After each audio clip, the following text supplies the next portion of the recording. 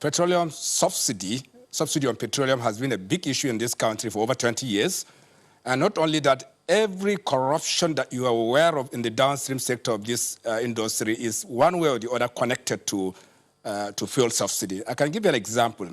Several licenses were issued for people to bring up refineries across the country, and none could deliver. Probably very, very few exceptions could deliver. The reason is very simple, because people are not sure that when you produce a petroleum product, at what price are you going to sell at the gate of your refinery?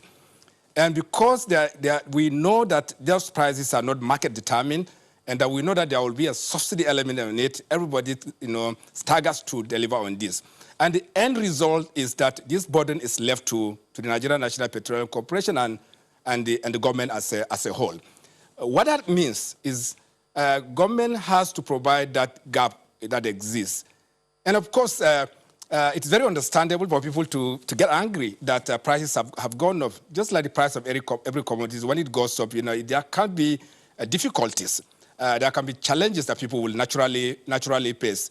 But once prices go up, the other natural thing that must happen is that your income needs to increase so that you are able to procure the things that are now delivered at higher prices. You can't do this anywhere in the world if there is no productivity. And there will be no productivity except there is growth in infrastructural development, industries are able to work, and therefore there's a connection between production and consumption. What subsidy does is to remove that connection, and people are literally saying smoking cigarette and expecting results. And it requires courage to make this decision. I can share this with you. Only a Buhari regime can make this decision. The reason is very, very simple. People will not appreciate the fact that the lost opportunity is a situation where you have spending enormous amounts of resources, over 10 trillion in the last 8 to 9 years, all trying to service that. That also doesn't include the element of FX resources that are lost to this. So when you put all this together with all the resources and with all the distortions that it creates, the natural reaction is that, look, I don't want to lose this, I'm getting it cheap, and therefore with this distortion that I'm going to suffer. It's not true. Subsidy in itself, by every meaning, is an elitist thing. And I can share this with you. It's only the elites who will have 3, 4, 5 cars in their house, fill their tanks, and also feel comfortable doing this. The ordinary man is not the beneficiary.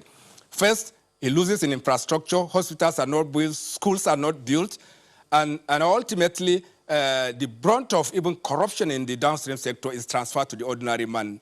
Overall, you lose everything and you get nothing. So when people get angry, and I can come back to what you're saying, when people are angry, there's outbursts of anger around this.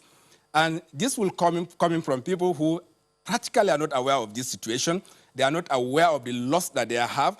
And most importantly, they are being engineered and delivered into making those statements. And we understand this very perfectly. We are the national oil company. It's our role to ensure energy security.